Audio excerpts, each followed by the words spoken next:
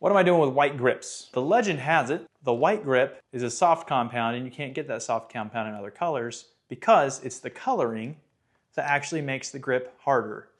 So a gray grip is a medium, a black grip is a harder compound.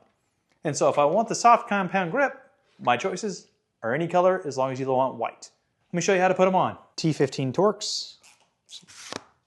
These ones use a hex. Throttle tube off. Scan the code on the packaging to find out which cam you need. Throttle cam M. Cam side goes towards the bottom. Snap that on there. Slide left.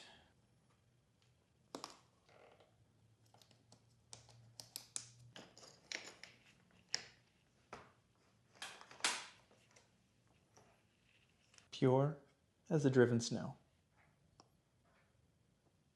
For now.